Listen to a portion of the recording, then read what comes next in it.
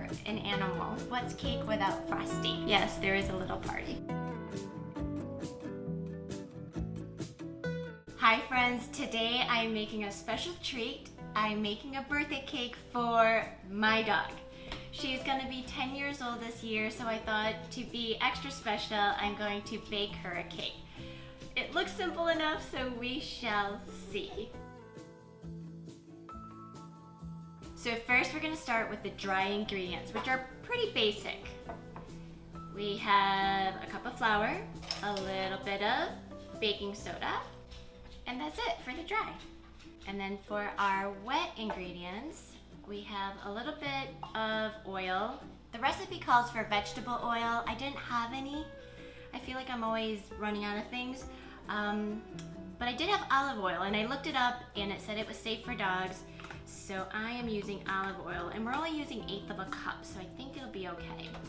Oh, which reminds me, so if your dog has diets or if you've never baked for them before, make sure you check the ingredients and with your vet. I do not want to be responsible for a sick dog. We got the oil, and then we have some applesauce, just 1/2 cup, 1 egg, 1/4 cup of peanut butter, because dogs love peanut butter. I know she's gonna love this. And something else that's good for dogs is pumpkin puree, not the pumpkin pie filling. All right, we're gonna mix that all up. All right, once that's well mixed, you're gonna mix it with the dry ingredients. So my Dottie is gonna be 10. We actually rescued her, I think it was like 7 years ago. Seems like we've had her since forever, but she is a sweet, shy little thing, but so lovable. So she deserves a little extra love today. All right, looks good, right? And then we're gonna put it in an 8-inch, preferably round. I don't have one of those. I have a 9-inch pan, and I felt like it would make it too thin. So I'm gonna do an 8-inch square and do the extra work of cutting around the corners to make it a round cake. I'm gonna pour that right into a greased, make sure it's greased. I did the extra step of flouring it just to make sure it doesn't stick. And this is gonna make 1 layer, so if you wanna make it extra grand, you'll have to double the ingredients to make 2 cakes. I don't know, this doesn't look like very much. I feel like I'm gonna end up with a thin square cake instead of a thin round one, but we shall see. Hopefully the baking soda does its thing and it rises real good. I've never baked for an animal before. Just make sure if you do any substitutions that you double check and make sure it's safe for your pet.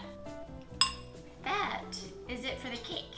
And then there is a frosting element too, because what's cake without frosting? So let's put this in the oven. We're gonna leave it in there for about 25 to 30 minutes, and then I'll be back and we'll do the frosting. Okay, so while that is baking, let's start on the frosting. And it's super easy. It is just more peanut butter, because we know the dogs love peanut butter, and a 1/2 cup of Greek yogurt. So this would be a great idea if you know anybody who recently adopted a dog, so it would be a good like congratulatory surprise for people adopting pets.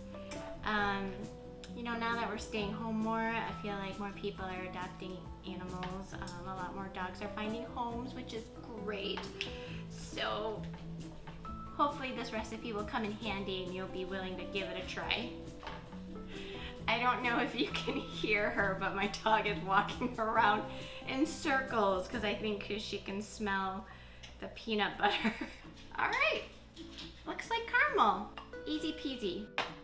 So far, this has been really easy. So let's just check on the cake and see how it comes out. Okay, the cake is finally done, and honestly, it's not the best looking cake I've ever made. It didn't rise a lot. See what I mean?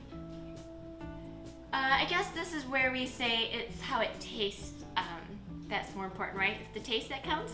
So we're gonna go with that. And now I'm rethinking my round cake idea. I feel like this needs a little more help aesthetically.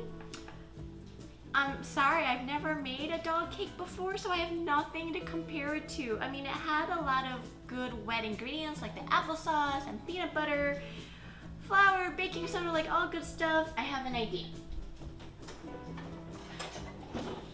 So again, this probably won't matter for my dog, but I do want to make it look nice, so I'm gonna cut it into 4s, and I'm going to attempt to make at least a 2-layer cake.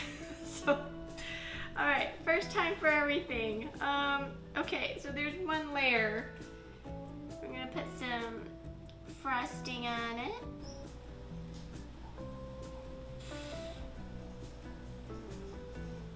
If you have any little treats or something you can add to decorate, or bone-shaped biscuits would be probably a popular choice. Let's see, how are we gonna arrange this? Hopefully that side looks better than the others. Do not judge on presentation. She's sitting, waiting, ready, but you have to wait for your party. Yes, there is a little party. All right, so if you're not eating it, not you, but if you're not gonna serve it to your dog right away, then you should put it in the fridge until it's ready to be devoured. I won't be giving it a taste score, but let's give it to my dog and see how she likes it, and if it was good enough at the very least.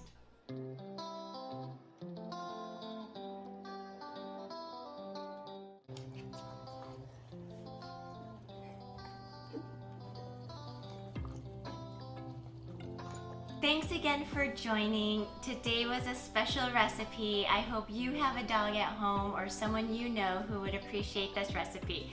If you don't think you're a good baker or good in the kitchen, trust me, this was super, super easy. So quick to whip up, and you'll make someone very special very happy. So thanks again for joining. See you next week. Kat and I will be cooking with you soon.